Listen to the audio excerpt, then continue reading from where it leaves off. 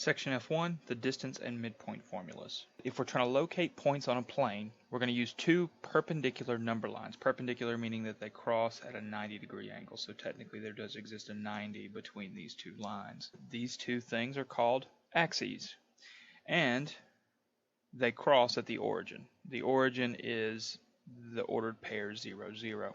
The horizontal axis we usually call the x-axis. The vertical axis we usually call the y-axis. These axes, if you notice, cut the plane into 4 regions, and those 4 regions are going to be called quadrants since there's 4 of them. If we want to plot some point xy, we're going to call that thing an ordered pair. It's 2 numbers and they're ordered. The order in which you write these matters, and it's a pair of them. Sometimes you'll see the x-coordinate called the abscissa and the y-coordinate called the ordinate. This is just some things you may see, but don't stress those too much. When we're talking about the quadrants and counting them, the top right quadrant will always be where we start, and that's going to be quadrant 1. Now when you talk about the ordered pairs that exist in quadrant 1, the x values will always be positive and the y values must also be positive to be in quadrant 1. Then we move counterclockwise to begin counting the rest of them. Quadrant 2 is top left, and when we talk about the ordered pairs, the x value in the ordered pair will always be negative in quadrant 2, and the y value will always be positive in quadrant 2. Then bottom left is going to be quadrant 3, and in quadrant 3 both the x and the y are negatives. Then the last one, bottom right, is quadrant 4, and in quadrant 4 the x value will always be positive and the y value will always be negative.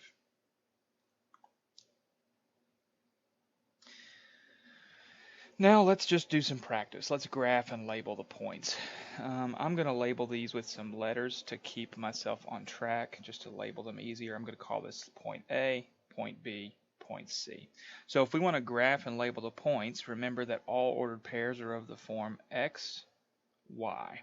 And so x is the first one. And since this -3 occurs, that means we look at the x-axis. Remember that this is the x and this is the y. So we're going to go left 3. 1, 2, 3, that's -3, and then we're going to go up 5, 1, 2, 3, 4, 5, and that is the point -3, 5, and since I've labeled it A, it's A. 3, 4, similarly, we're going to go 3 to the right for the x value, and then we're going to go up 4, 1, 2, 3, 4, that's the ordered pair 3, 4, or B. And then this last one, -4, -2, we go left 4, 1, 2, 3, 4, and then -2 says go down 2, 1, 2. That's the ordered pair -4, -2, and that's RC. 0, 4 we're going to label D, so that is I go left and right 0. Then I go 4, positive means to go up 4, 1, 2, 3, 4. So there is the ordered pair 0, 4. Or labeled D. Now, the distance between any 2 points, as long as they're ordered pairs, can be calculated by this following formula. Now, just for the record, if you want to know, this actually comes from the Pythagorean theorem. And so remember that the Pythagorean theorem says that if I have a right triangle and I have sides labeled A, B, and a hypotenuse labeled C, A squared plus B squared is equal to C squared. And the truth is if I let these things be arbitrary ordered points, where this is some x1, y1, and this is some point x2, y2, then the truth is using Pythagorean theorem, we just find the distance between 2 straight line values, and then we get what we have written here. And so it ends up looking like c squared is equal to y1 minus y sub 2 quantity squared plus x sub 2 minus x sub 1 quantity squared. And then if you take the square root of both sides, then you'll get the distance formula that we have below. Now if you're concerned about the ordering of my y1s, y2s, x2s, and x1s, the truth is you can factor out a negative, and when you factor out the negative, when you square that negative, it really disappears, so it doesn't have any actual effect in this ordering because of the square. But if you'd rather just memorize the distance formula, there it is. So let's use it. We want to find the distance between 2 points, -2, 2, and -5, 8. As a reminder, the distance formula is the square root of x sub 2 minus x sub 1 quantity squared plus y sub 2 minus y sub 1 quantity squared. Now the x sub 2's and the x sub 1, the only thing that matters is pick one of these to be 0.1 and one of them to be 0.2. It really doesn't matter which as long as you're consistent with the x's and the y's. So how about I call this one on the left x2, y2, and I'm going to call this one on the right x1, y1, and then when I plug it into my formula, this is going to be the distance is equal to the square root of x sub 2, that's -2, minus x sub 1, which is -5, quantity squared, plus y sub 2, which I have as 2, minus 8 quantity squared. Then, what does this give us? Well, that's going to be the square root. -2 minus -5 is really -2 plus 5. -2 plus 5 is 3. So this is 3 squared. Plus 2 minus 8 is -6 quantity squared, which then gives me the square root of 9 plus 36. 9 plus 36 is 45. And if I'm trying to find the square root of 45, then I need to reduce or simplify this radical. So I'm going to use a prime factorization. 45 divided by 3 is 15. And then 15 divided by 3 is 5. And so here I'm looking for 2 of a kind. The square root of 3 times 3, or the square root of 9, is 3 square roots of 5. Now we're going to consider these 3 points, where A is -6, 11, B is 3, 9, C is 1, 0. So let's mark them, and then we're going to plot the points for this triangle, and we're just going to see what we get. So -6, 11, -6, and then 11. Notice I am going to have to go off the charts, but we're just going to pretend it's to scale. So that is point A. Then I need point B, which is 3, 9. 3, 9, B. Okay. Then C is the point 1, 0.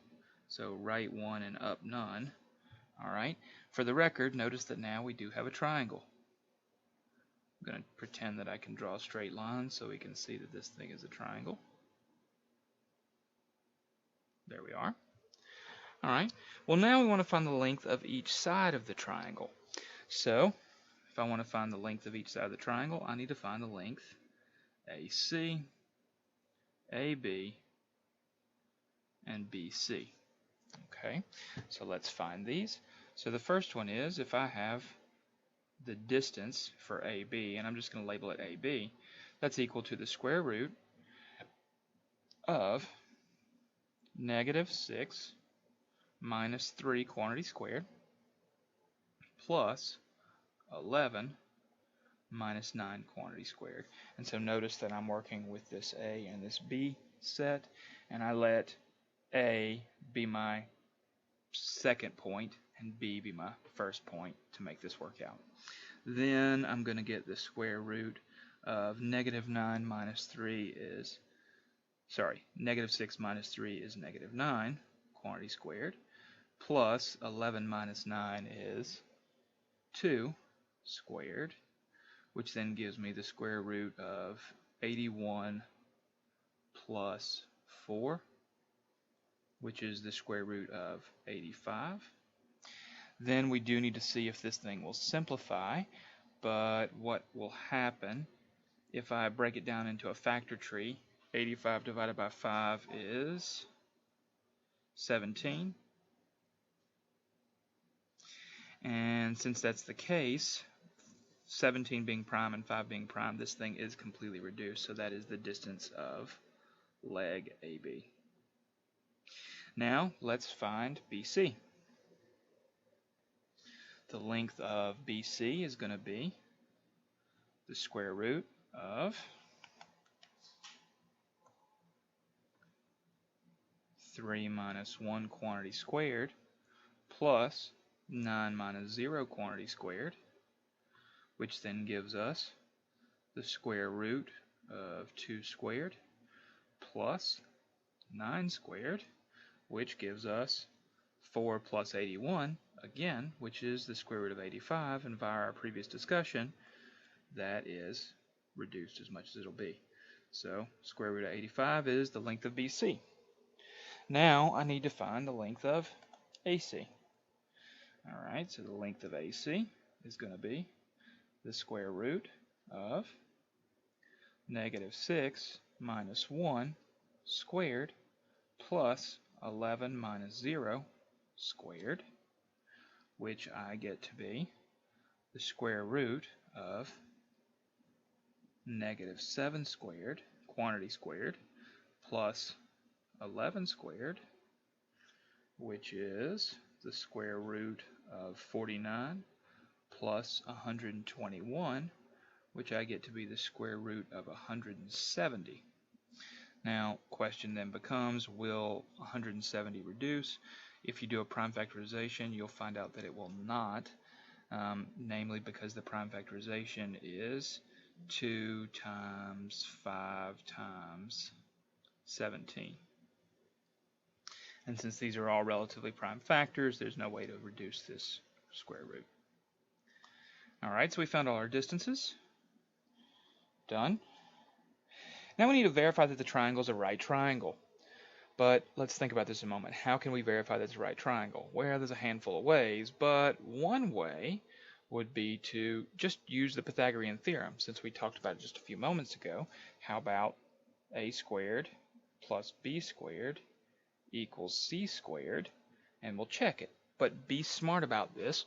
Realize that if this is a right triangle, the longest length must be the hypotenuse. That is guaranteed anytime you're working with a triangle. The longest length must be a hypotenuse if it's a right triangle.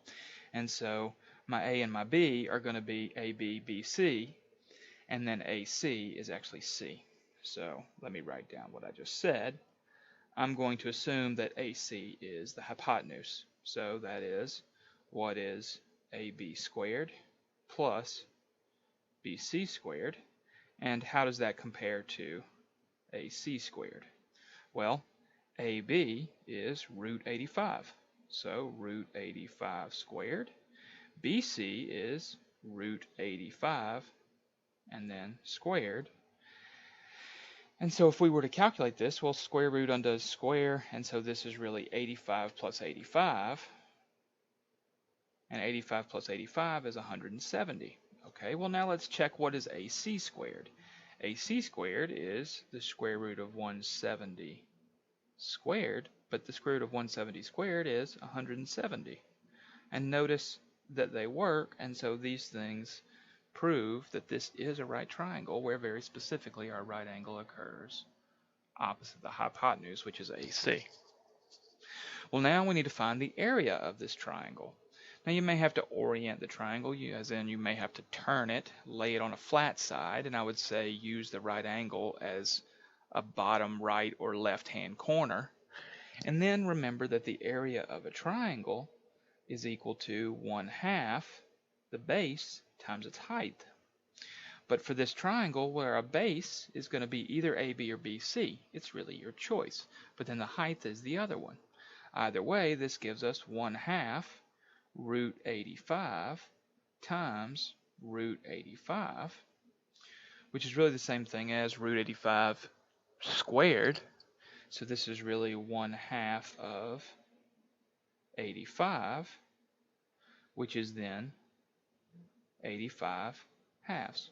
Now we need to talk about the midpoint formula. So if the endpoints of segments are x sub 1, y sub 1, and x sub 2, y sub 2, then the coordinates of the midpoint are x sub 1 plus x sub 2 divided by 2, y sub 1 plus y sub 2 over 2.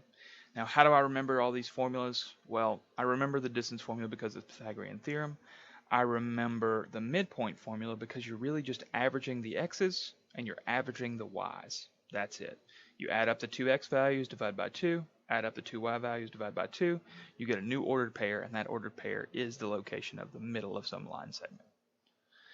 So if we want to find the midpoint of the segment whose endpoints are these, then remember that midpoint formula is x sub 1 plus x sub 2 divided by 2, and y sub 1 plus y sub 2 divided by 2. Then we just do the calculation. So this is negative 4 plus 2 divided by 2, and negative 2 plus 5 divided by 2. Just continue the arithmetic. I get that this is negative 2 divided by 2, and negative 2 plus 5 is positive 3 halves, which then I get to be negative 1 3 halves, and so this is the midpoint of that line segment. The poverty threshold represents the minimum annual household income for a family to not be considered poor.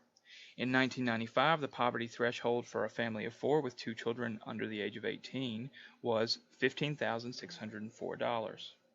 In 2005, the poverty threshold for the same family was $19,716. Assuming poverty thresholds increase in a straight line fashion, use the midpoint formula to estimate the poverty threshold in 2000 for this type of family.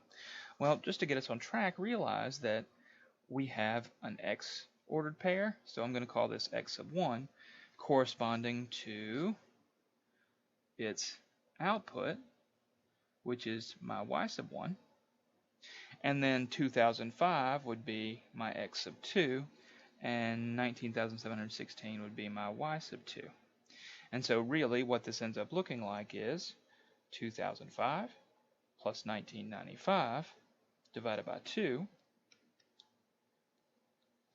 and 15,604 plus 19,716 divided by 2, and I get that, well, 2005 plus 1995 divided by 2, well, that's going to be 2,000.